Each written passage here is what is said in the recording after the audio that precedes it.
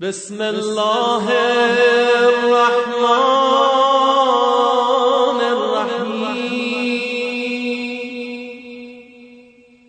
اللهم كل على اشرف الانبیاء والمرسلین وعلى آلہ الطیبین الطاہرین المعصومین المنتخبین المنتجبین المظلومین ولعنۃ اللہ علی اعدائہم اجمعین من یوم عداوتہم الی یوم الدین رب اشرح لی صدری ویسر لی امری واحلل عقدۃ من لسانی یفقہوا قولی نعوذ علی ان مظہر العجائب تجدہ عون اللہ کا فی النوائب کل ہم و غم سینجلی بعلی صلوات پر محمد و آل محمد اللہم صلی علی محمد و آل محمد وعجل فرج آل محمد.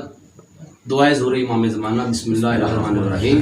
اللہم کن لولیک الحجۃ ابن الحسن علیہ السلام صلواتک علیہ وعلی آبائہ فی ہذہ الساعۃ وفی کل ساعۃ ولیاً وحافظاً وقائداً وناصراً ودلیلاً وعینا حتیٰ تسکنہ ارضک طوعاً وتمتعہ فیہا طویلا.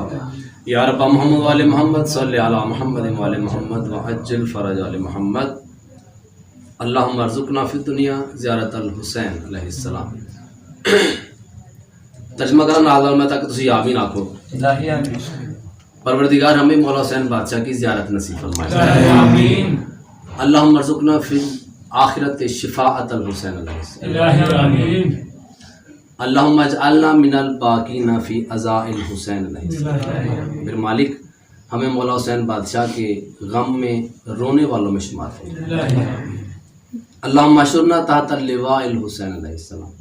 میرے پروردگار ہمیں مولا حسین بادشاہ کے علم کے نیچے محشور فرمائے. آمین. اللہم ادخلنا الجنت من باب الحسین علیہ السلام. میرے مالک جنت میں جب ہمارا داخلہ ہو تو اس دروازے سے ہو جس پہ مولا حسین بادشاہ کا. بلند تر صلوات پڑھیے.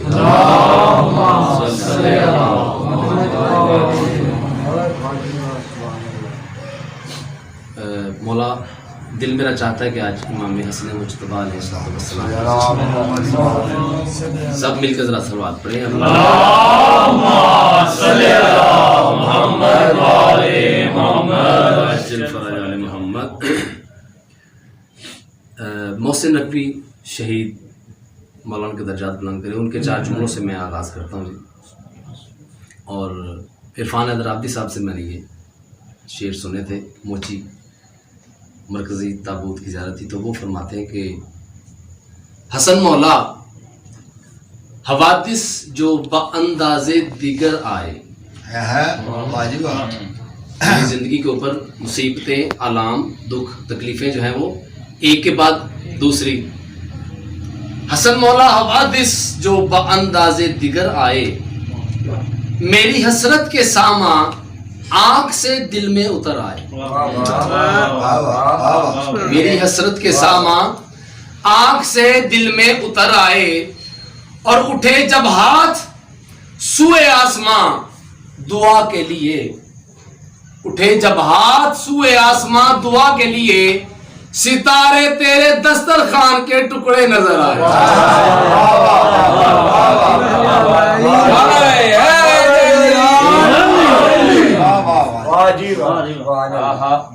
ستارے تیرے دسترخوان کے ٹکڑے نظر.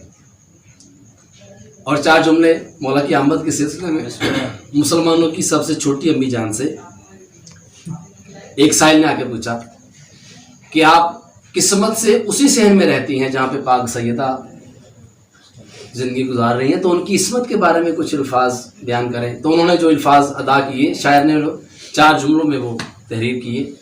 وہ فرماتی ہیں کہ اس کی عصمت کیا بتاؤں میں تمہیں جس کا پیکر عرش پر سجدے میں تھا.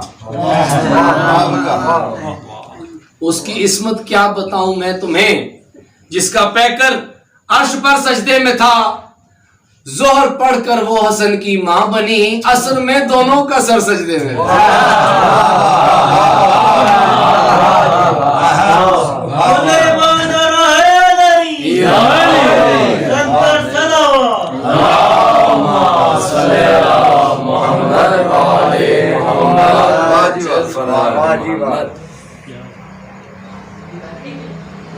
3 یا 4 سال کا سن ہے میرے مولا کا، اور جناب امیر کائنات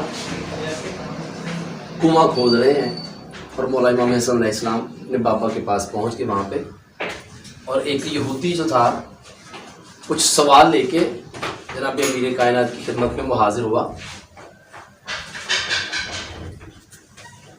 پاس آ کے نا تو اس نے جب سوال بیان کرنا چاہا تو جناب امیر علیہ السلام نے دیکھا اپنے بیٹے کی طرف، اور یہودی سے مولا فرماتے ہیں کہ وہ میرا بیٹا کھڑا ہے، اس سے جا کے پوچھ لو.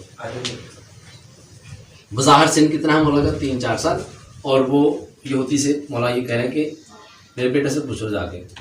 اچھا وہ یہودی تھوڑا سا عمر رسیدہ تھا، تو اس نے دل میں سوچا اتنے بزرگ یہاں پہ موجود ہیں جہاں جہاں سے میں پوچھ کے آ رہا ہوں. وہ چکر لگا کے پہلے سارے نا بڑے بڑے بزرگوں سے پوچھ کے چلا گیا، اس کو جواب نہ ملا، اور اب وہ دل میں یہ سوچ رہا کہ یار ان حضرت کے پاس میں آیا ہوں تو یہ مجھے اس بچے کے پاس بھیج رہے ہیں.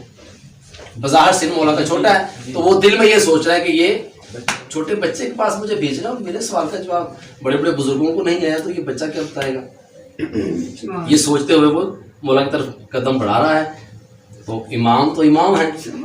سرکار نے فرمایا کہ میرے حسن اور حسین دونوں امام ہیں، یہ بے شک بچپن میں ہو یا جوانی میں ہو، کسی بھی سن میں ہو یہ امام ہے، اور امام ہوتا ہی امام ہے. جیسے وہ قریب پہنچا تو امام علیہ السلام نے اس کی طرف دیکھ کے مسکرایا. سبحان اللہ، صدقے جاؤں مولا کی عظمت کے. بادشاہ فرماتے ہیں شریعتوں کا مکمل نصاب لیتا جا. دل میں وہ یہ سوچ رہا ہے کہ یہ بچہ کیا جواب دے گا، تو بادشاہ فرماتے ہیں شریعتوں کا مکمل نصاب لیتا جا، ضعیف ڈھونڈ کے لا اور شباب لیتا جا. غلام زادہ نہیں میں امام زادہ ہوں، سوال ذہن میں رکھ اور جواب لیتا جا.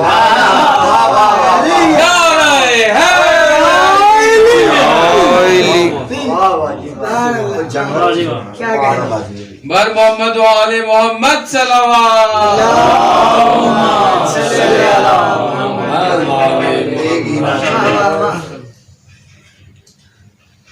سوال ذہن میں رکھ اور جواب لیتا. وقت گزرا،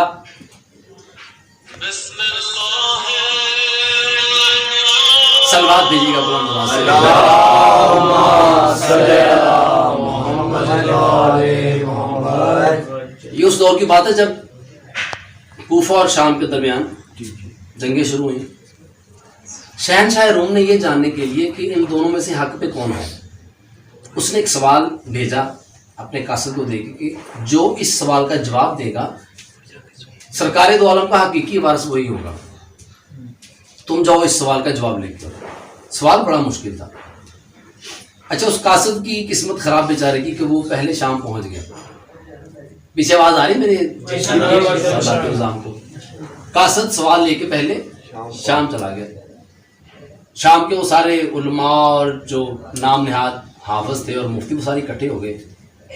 ملون شام نے سب کو جمع کیا، بھی اس کا جواب دو. ان کی جانب بلا کیا جواب تھا اس کا. سب نے اس کو مشورہ دیا کہ بھئی یہ ہمارے بس کی بات نہیں ہے اس سوال کا جواب. اس نے کہا کہ اگر یہ جواب نہ دیا تو حقیقت آشکار ہو جائے گی، دنیا کو پتہ چل جائے گا کہ ہم واقعی حق پہ نہیں ہیں، تو یہ تو بڑا کام خراب ہے، بھی اس کا جواب دینا ضروری ہے. جو زیادہ عقل رکھتے تھے انہوں نے کہا کہ اس کا حل ہے، قاصد کو یہاں روکو، اس کی خدمت مدارت کرو ذرا، یہاں سے اپنا قاصد یہی سوال دے کے کوفہ بھیج دو، وہاں سے تو جواب مل ہی جائے گا. جب وہ جواب وہاں سے آئے تو جواب ہم یہاں سے قاصد کو دیں گے اور اس کو روانہ کر دیں گے، تو ہمارا پتہ بھی رہ جائے گا اور عزت بھی بچ جائے گی. اس پہ عمل کیا گیا. قاصد کو جناب ٹھہرا لیا، شہنشاہ روم کے قاصد کو مہمان خانے میں ٹھہرا دیا، اپنا قاصد وہی سوال دے کے کوفہ روانہ کر دیا. اب قاصد جب کوفہ پہنچا وہ پوچھتا جا رہا ہے لوگوں سے کہ جناب امیر کائنات علیہ السلام کے بارے میں. سوال اس کے ہاتھ میں ہے اور دل میں وہ یہ سوچ رہا ہے کہ یار اتنے بڑے مفتی جو تنخواہ لے رہے ہیں وہاں سے ملون شام سے، تنخواہ دار حافظ اور مفتی اور جناب اتنے بڑے مفسر بنے پھرتے ہیں، ایک سوال کا جواب نہیں ملا پورے ملک شام میں سے اور مجھے یہاں بھیج دیا کہ ان کو پکے ہے نا بیچارہ سفر کر کر کے. اچھا جب پہنچا تو جناب امیر کائنات علیہ الصلوۃ والسلام تشریف فرماتے ہیں.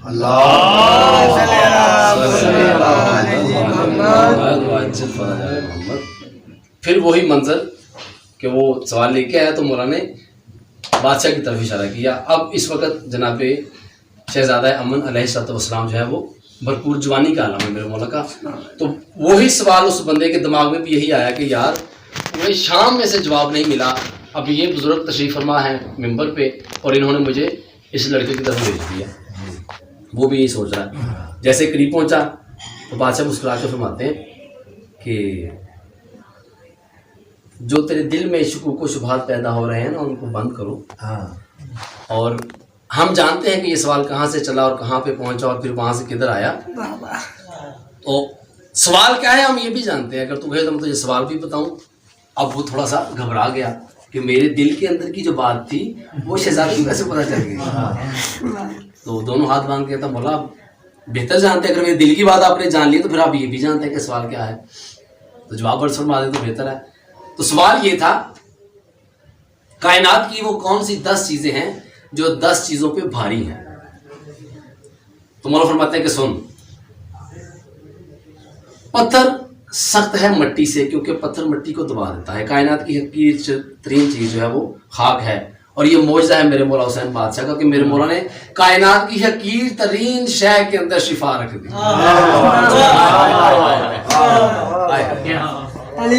مولا فرماتے ہیں کہ خاک اس کو دبا دیتا ہے پتھر. پتھر سخت ہے خاک سے, پتھر سے سخت ہے لوہا کیونکہ لوہا پتھر کو توڑ دیتا ہے. لوہے سے سخت ہے آگ کیونکہ آگ لوہے کو پگھلا دیتی ہے. آگ سے سخت ہے پانی کیونکہ پانی آگ کو بجھا دیتا ہے. پانی سے سخت ہے بادل کیونکہ بادل اس پانی کو لے کے اڑتا ہے. بادل سے سخت ہے ہوا کیونکہ ہوا اس بادل کو لے کے اڑتی ہے. ہوا سے سخت ہے وہ فرشتہ جو ہوا کو چلاتا ہے. اس فرشتے سے سخت ہے جبرائیل کیونکہ جبرائیل اس فرشتے کا بھی استاد ہے. جبرائیل سے سخت ہے ملک الموت کیونکہ ملک الموت جبرائیل کی بھی روح قبض کر لے گا. ملک الموت سے سخت ہے موت کیونکہ موت ملک الموت کو بھی مار دے گی. بالکل یہی حالت ہے اس بندے کی جو اس وقت پچھلے والے حضرات کی ہو گئی ہے. یہ دیکھو اس کے دماغ